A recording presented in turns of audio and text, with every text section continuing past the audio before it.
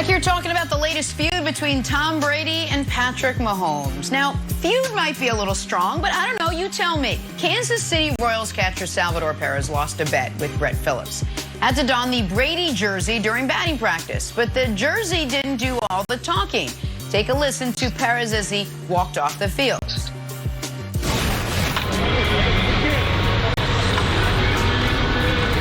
I think Mahomes the best. So the Royals captioned that video with, "Sometimes words speak louder than actions." Well, obviously Brady, who sees everything, saw it and replied with, "Nah, I think actions always speak louder than words." Well, Mahomes, who also sees everything, saw that and responded to Brady saying, "Well, I guess we'll see in 20 years. Gentlemen, we got a lot of ground to cover here, and we got former All-Pro Brian Westbrook with us to break it all down. Brian, you've been involved in a fake feud or two over the years. What do you think it would take for Mahomes to eventually pass Brady as the GOAT?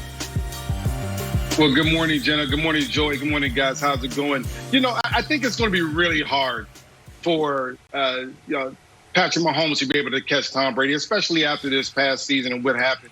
But in order for him to catch him, these three things will have to happen. Number one, longevity. Tom Brady's already played for 21 years. Patrick Mahomes is going to have to go a long way into his career to come close, but I think he will eventually beat his passing numbers as well as his touchdown numbers. Number two, you talk about consistency. And I'm talking about Patrick Mahomes' play has to be at a consistently high level, but also he's going to have a great play around him. You're talking about the talent around him. He's going to have good players there. And I think Andy Reid probably is just as important as far as consistency goes. And number three, he's going to have to get 5. He's going to have to get 5 rings. We already know that Joe Montana and Terry Bradshaw have 4.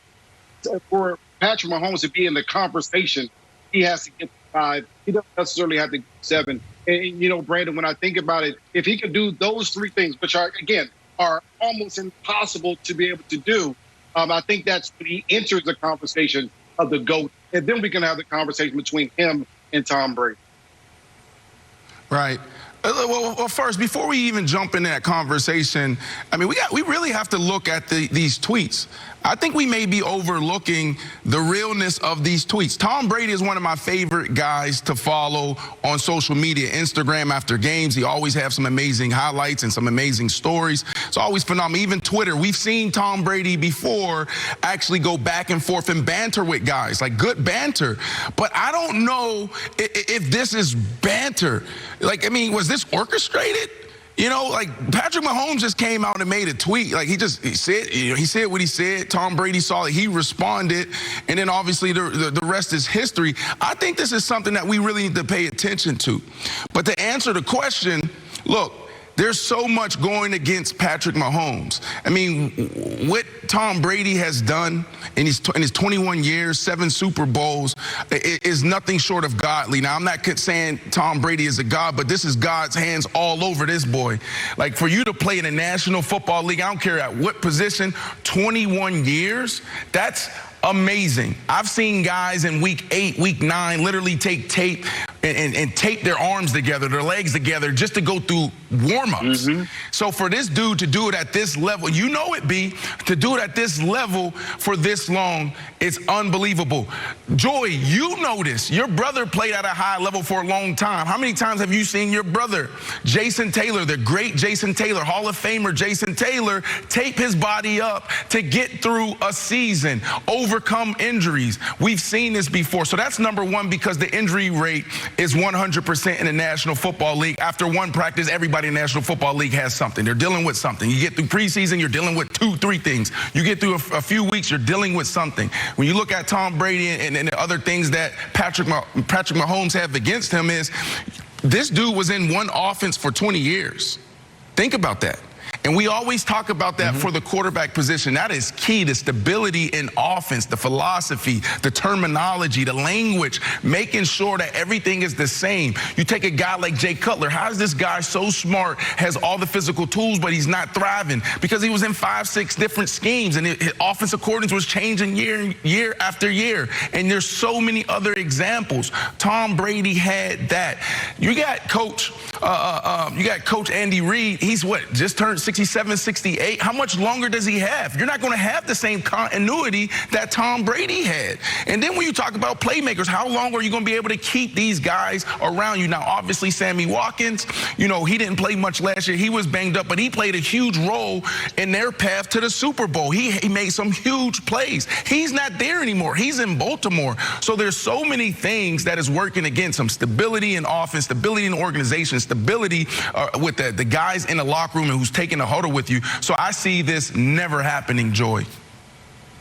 Yeah, Brandon, I'm glad that you mentioned God and the blessings on Tom Brady, because I would say it's going to take a miracle for Patrick Mahomes to pass Tom Brady. And that's no disrespect to the talent that Patrick Mahomes is. We all know he's an incredible all-time talent and has the potential to have a legendary career and maybe the only person to really compete with what Tom Brady has done, although I think we're completely dismissing Joe Montana, who was the GOAT before Tom Brady. So I do think Patrick Mahomes probably has to pass Joe Montana before he starts getting into the Tom Brady territory, but that's neither here nor there.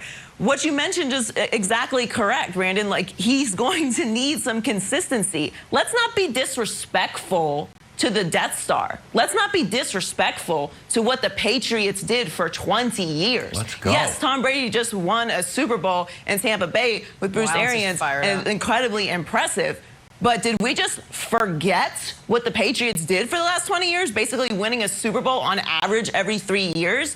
Forget the talent that cycled through that time. Forget the defenses that Bill Belichick put together. How about just the offensive line?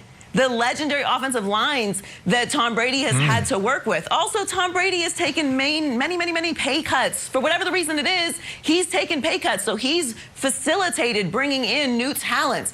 There's a lot of things that have to fall in place, which is basically a miracle. I think it's unprecedented in all of sports what we saw with the Patriots. It's a little disrespectful to just think you can copy and paste that just because you have an incredible talent like Patrick Mahomes. I know Nick Wright is going to hear this and freak out, but I love Patrick Mahomes. I love what the Chiefs are doing. I just think we get a little crazy with these GOAT conversations. There is a lot that Patrick Mahomes has to accomplish before we start talking about him being compared, let alone passing what Tom Brady is doing. It's a very Jordan LeBron conversation, and really not until like the last 2 years have people really leaned into, okay, LeBron might actually be able to pass what Michael has done. And look what LeBron has had to do to really legitimately be in that conversation. And then Michael just drops The Last Dance and we're like, oh yeah, actually he's still the GOAT.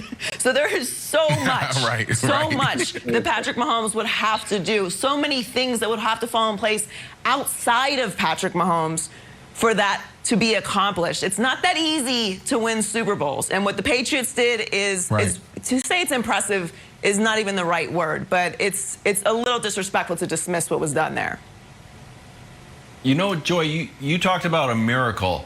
I want to talk about a meeting I would like to have with the football gods. And I'm Brian, I'm going to ask you a question about luck and happenstance. If I had a meeting with the football gods, and I say, Wilds, how are you today? I'm the football god. I say, hello, football god. I say, what would you like? Do you have any wishes? I say, yes, I do. I would like to go undefeated, and I would like the helmet catch never to happen.